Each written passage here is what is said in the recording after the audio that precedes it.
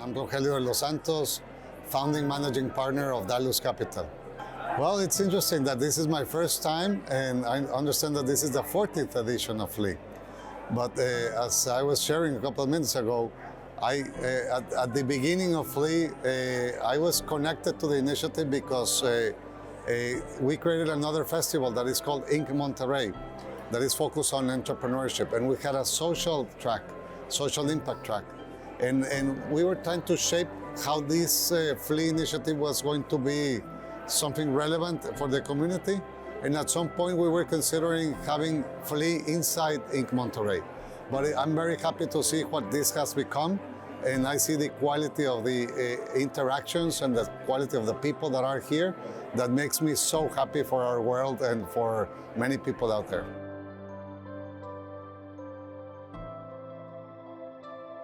I'll give you some context. So I had my last exit as an entrepreneur in 2007. And a friend of mine that was running Endeavor, he seeded the idea in my head that I should, instead of opening another or running another company, that I should do a venture fund. I didn't know anything about venture back then, but I decided to explore the idea. And long story short, I ended up creating the first venture-focused, technology-focused fund of Mexico and one of the first of Latin America. So we started investing in 2011 with a $70 million fund where most of the money comes from Mexican investors. But the interesting thing is that one of my three first investments was in climate innovation. And this was a company that was and has been solving the problem of getting hot water to the residences, the houses of Mexico, because half of them didn't have hot water. And it's incredible to think about that when you have one of the countries with the highest solar index, but also only half of the population can afford having a gas heater because of the expense of consuming gas. And it's incredible that eco technologies will only penetrate around 5-6% of the population. So we wanted to create a solution from the ground up based on the circumstances that we live in emerging markets that could be scaled to the masses. And this put us in a frank direction to believe that there has to be different ways to scale climate impact innovations throughout Latin America.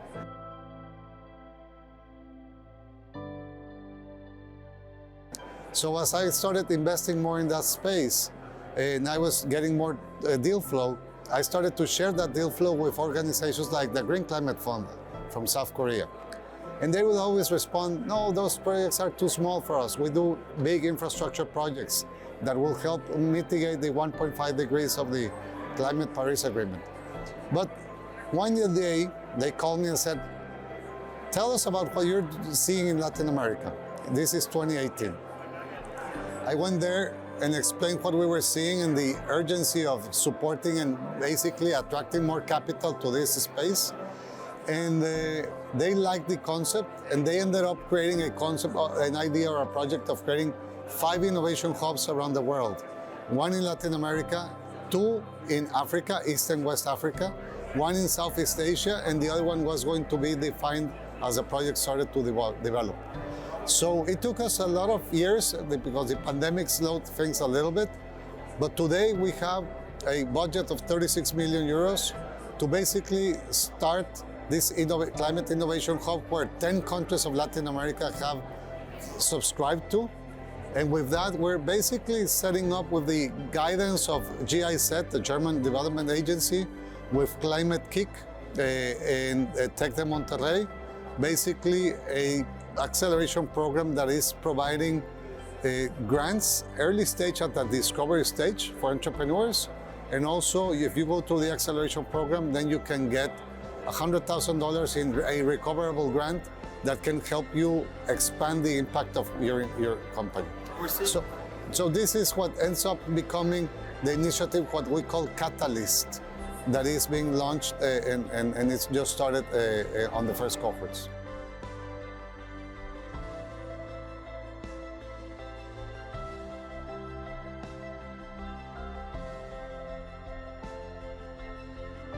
Well, emerging markets have different set of conditions and circumstances. Latin America is a very extended region, very big, with different problems that require different types of solutions. So trying to get to those problems from ideas that may be conceived in Silicon Valley are going to be difficult. You need to have people that that understand the circumstances and the idiosyncrasy of our region and the culture to be able to bring solutions that can scale. So that puts us in a path where definitely nature-based solutions are very important, but we are also finding that companies like Energreen that I invested in 2011, they didn't bring the technology of the flat panel solar panels to heat water that was created in Germany and then copied by the Chinese. In fact, those products here, they don't perform well, they break because of the quality and because of the conditions of the climate that we have here. So this group ends up creating a solution after 14 prototypes that this company has the most patents granted in the world to use solar energy for heating residential water at home. And this is a company that will never be born in an ecosystem like Silicon Valley or New York. Let's be clear. So these are the type of insights that entrepreneurs get and restrictions under which they end up designing solutions. This product is a product that has the lowest carbon footprint of all the products out there in the world. So this will be something that it's unique in itself, and it can be used and expanded in the types of buildings or houses that we have in emerging markets like Mexico.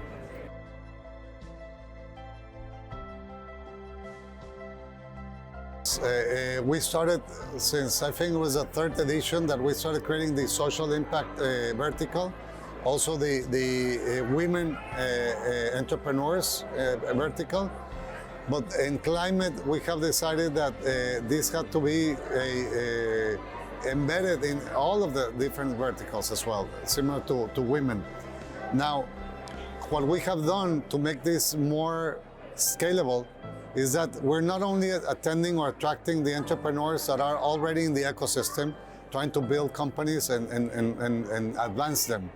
What we have done is that we have created an open innovation platform of corporations where we have brands like Heineken, that we have the Heineken Green Challenge now for 6 editions, 6 years in a row, that we're able to attract close to 2,000 entrepreneurs that will come to try to solve the problems for the value chain of beer production, to lower their carbon footprint, to have a better use and taking care of water sources, to make sustainable agricultural efforts around the areas where they impact. And that's one example. Another example is that we have been now working for 2 years, going into a 3rd year, with a company like Daikin, that they manage or they control 70% of the market share of the air conditioning industry.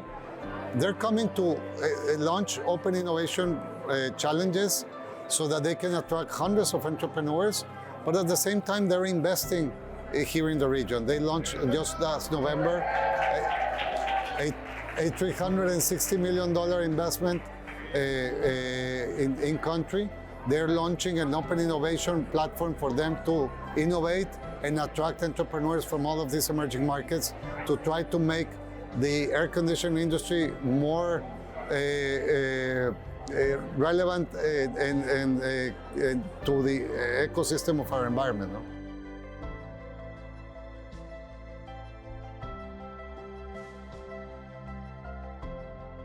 Well, Latin America has a good size market and volume of population.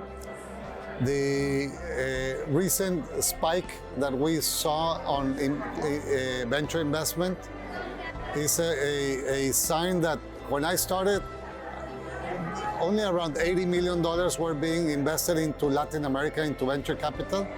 The peak was reached in 2021, where $16 billion were invested into the region. So this is a transition where Latin America is also a player, and it has different types of problems, but most of our problems are more relevant to emerging markets. And that's why we think that being here gives you the opportunity to leapfrog to solutions that can be adopted faster, and that those solutions can be seen with an inclusive strategy where we make solutions that can reach to a broader base of the users by basically fighting non-consumption, focusing on how to deliver the right solution to the right profile of individuals that might not be the profile of individuals that are in developed economies.